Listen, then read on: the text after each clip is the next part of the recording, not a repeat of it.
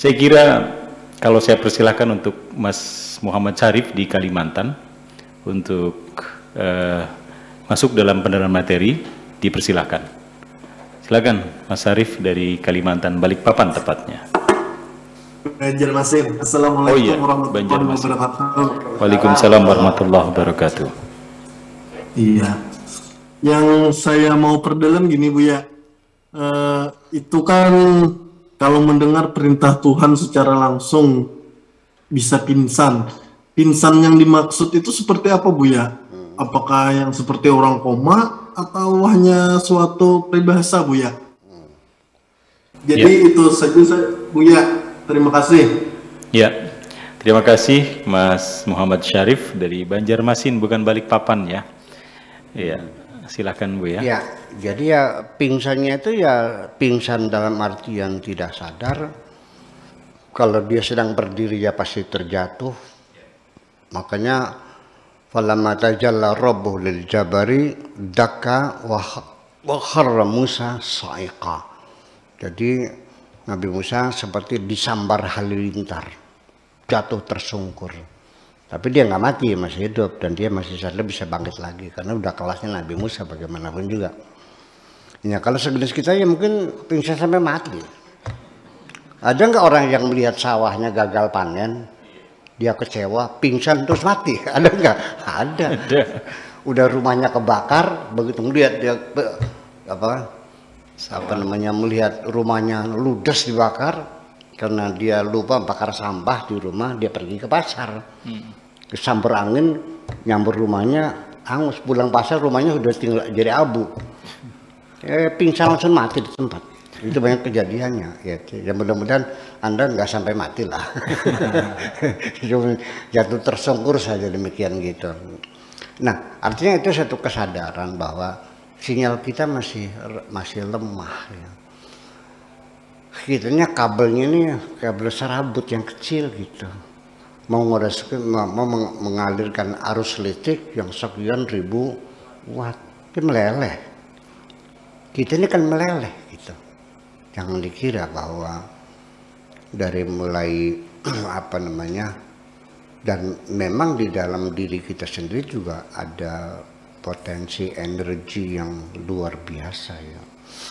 Diduga di dalam diri kita ini ada energi panas yang luar biasa. Ketika dia kebocoran, itu sama dengan bocornya pembangkit tenaga nuklir di Chernobyl. Ya, kita bisa meleleh dan kita menjadi abu.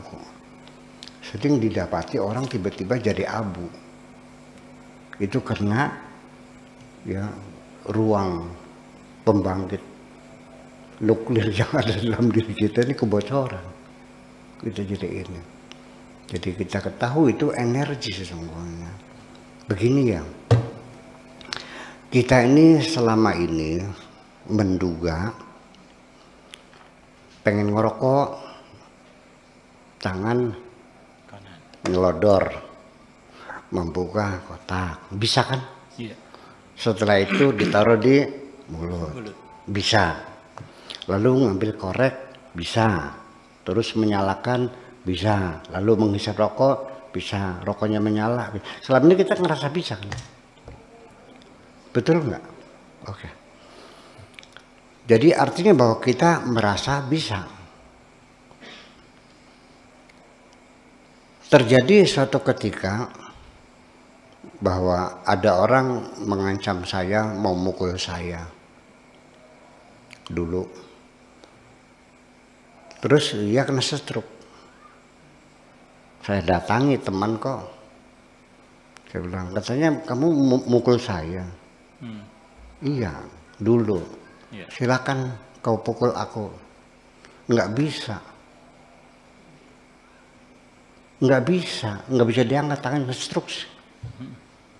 Sok pukul nggak bisa.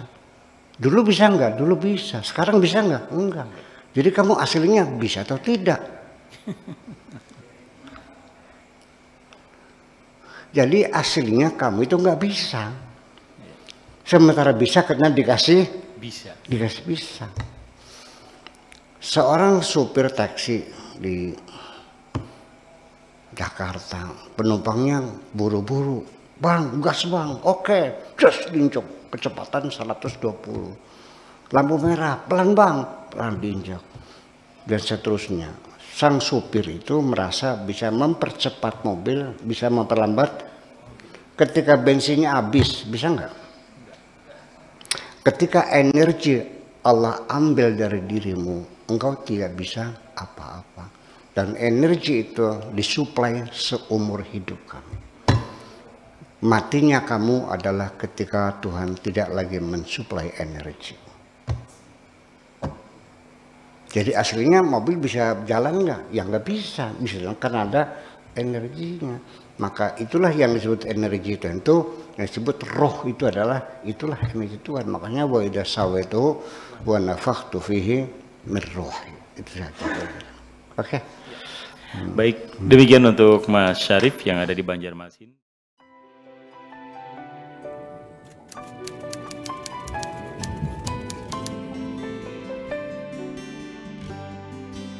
Aku hanya ingin berbagi kebahagiaan dan tidak menggurui siapapun. Terlalu sulit bagiku untuk menyalahkan siapapun. Akan tetapi apabila ada orang yang ingin mengisi raporku, tentu aku sangat gembira sekali. Dan kujamin aku tidak akan sakit hati sedikit.